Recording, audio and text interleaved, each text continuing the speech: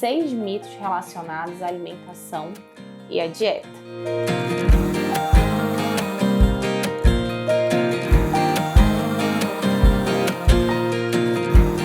Olá, tudo bem? Meu nome é Gabriela Ferracioli, sou médica cirurgiã e nutróloga e hoje eu vim conversar com vocês sobre 6 mitos relacionados à alimentação e à dieta. Quer saber um pouco? Vamos lá! O primeiro mito, que é muito comentado, é sobre cortar completamente o carboidrato da alimentação. Será que realmente é a melhor forma para emagrecer? E hoje eu vou te dizer que não. O carboidrato, ele é uma fonte importante de energia para o nosso corpo e o corte completo dele da alimentação pode trazer prejuízos nutricionais a longo prazo. E também dietas com zero carboidrato não são dietas sustentáveis por muito tempo. O ideal mesmo é o equilíbrio e, claro, uma estratégia personalizada para perda de peso. Um segundo mito muito comum é sobre as gorduras, que toda gordura é ruim. Será que isso é verdade? E, mais uma vez, é um mito, não é verdade. Existem muitas gorduras que são boas e necessárias para o bom funcionamento do nosso corpo. Quando falamos em colesterol, por exemplo, temos o colesterol bom. E as principais fontes de colesterol bom são os azeites, principalmente o azeite de oliva extra virgem, as castanhas, nozes, amêndoas, que são oleaginosas, fontes de gorduras boas e saudáveis, que inclusive fazem proteção do nosso coração. Interessante, né? Outra dúvida muito frequente sobre pular refeições e ficar longos períodos sem se alimentar. Isso é bom? Funciona para o emagrecimento? Eu te respondo já já. Primeiro eu quero que você se inscreva no meu canal, compartilhe esse vídeo para aquele seu amigo que costuma fazer algumas dietas que não são orientadas por profissionais, até para ele ter um norte, né? Saber a melhor forma de emagrecer com saúde principalmente. Curte, compartilha, comenta, pode tirar suas dúvidas que eu te respondo tudinho aqui embaixo, tá bom? Sobre pular refeições e ficar longos períodos sem se alimentar. Isso não é recomendado. Alguns jejuns, como o jejum intermitente, bem orientado e com a janela alimentar, que é aquele período que você vai comer, bem programada, com alimentos nutritivos, com uma quantidade de calorias calculadas especificamente para você, ele pode ser bom. Mas simplesmente pular refeições e passar um longo período sem se alimentar, isso não vai trazer benefícios, principalmente porque pode trazer aquela fome rebote. Eu não tomo café da manhã, eu não almoço. Mas chega lá no final da tarde, na hora do jantar, a gente acaba comendo muito, principalmente no horário que já não é um horário indicado para ter grandes quantidades alimentares e no final da noite, comendo muito, acabamos tendo uma ingesta calórica exacerbada, fazendo um acúmulo de energia e ganhando peso, totalmente contrário ao objetivo inicial do emagrecimento. O quarto mito, muito comum e muito popular na internet, em academias e às vezes em rodas de conversas entre amigos: dieta detox.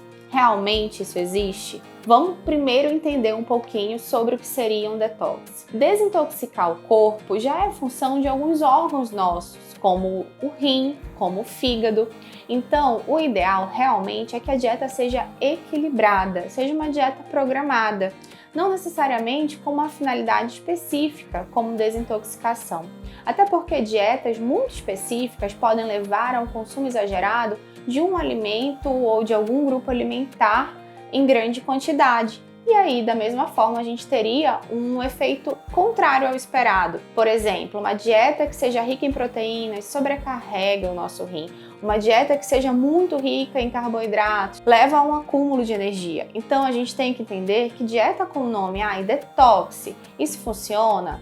Não é bem assim. A gente sempre vai optar por uma alimentação equilibrada. E lembrem, um fígado bem cuidado, os rins bem cuidados, bem hidratados, já são os nossos órgãos responsáveis por fazer a desintoxicação do nosso corpo. E agora, o quinto mito que nós vamos explicar hoje, sobre alimentos diet e light. Primeiro vamos entender o que é isso, antes de eu te dizer se eles são realmente alimentos que funcionam ou não. Alimentos diet são alimentos que têm baixo teor de açúcar ou não têm açúcar. E eles foram desenvolvidos originalmente para pacientes que têm um quadro de resistência insulínica ou diabetes. Nem sempre ele é o melhor alimento para ser consumido pela população em geral, certo? Porque a gente pode encontrar nesses alimentos alguns aditivos justamente para dar o sabor açucarado.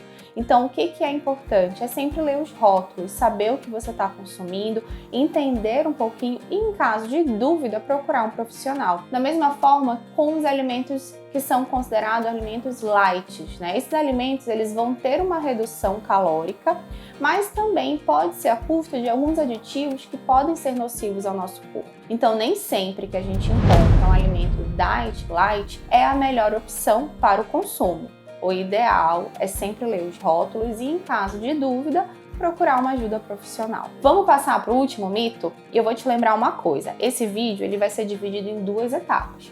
Inicialmente, nós vamos falar sobre os mitos associados à alimentação e a dietas. E depois, na próxima semana, você vai encontrar aqui o segundo vídeo que vai falar sobre as verdades relacionadas à alimentação, à nutrição e à dieta. Combinado? Então, se está assistindo hoje, eu te espero aqui semana que vem para você poder assistir a segunda parte do nosso vídeo. O 6º mito, muito falado e muito comum, é sobre a contagem de calorias. Será que isso é adequado? Inicialmente, a gente tem que entender que todo alimento tem caloria.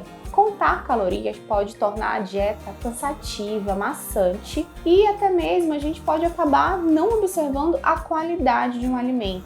Quem nunca viu algumas bolachinhas no supermercado que a gente olha e tem assim 10 calorias? Pouco, não é? Mas será que ela é nutritiva? Então, vamos sempre optar por alimentos que sejam nutritivos. Obviamente que vamos analisar a forma que estamos nos alimentando, a forma que estamos comendo. São alimentos saudáveis, são alimentos que têm fontes de proteína, carboidrato, gorduras boas, fibras ou não. Então, isso é um grande mito. Contar calorias e sempre optar por alimentos de baixa caloria nem sempre é a melhor opção num processo de emagrecimento e principalmente no processo de cuidado com a saúde, cuidado com o que você está comendo, com o que você está ingerindo. Existe uma máxima nossa com relação a isso que é descascar mais e desembalar menos. O que isso quer me dizer? Quer dizer que eu preciso optar por alimentos que sejam mais naturais, frutas, vegetais, legumes que eu possa descascar e desembalar menos, tirar aqueles alimentos que são alimentos prontos, que são coisas que eu só preciso desembalar e consumir, por mais que eles sejam de baixa caloria, certo? O ideal mesmo, pessoal, é sempre procurar a ajuda de um profissional qualificado para te orientar, para planejar o melhor caminho até que você alcance os seus objetivos, tá bom? Um beijo, é sempre um prazer te ver por aqui e te espero semana que vem para a gente conversar sobre as 6 verdades associadas à alimentação. Tchau, tchau!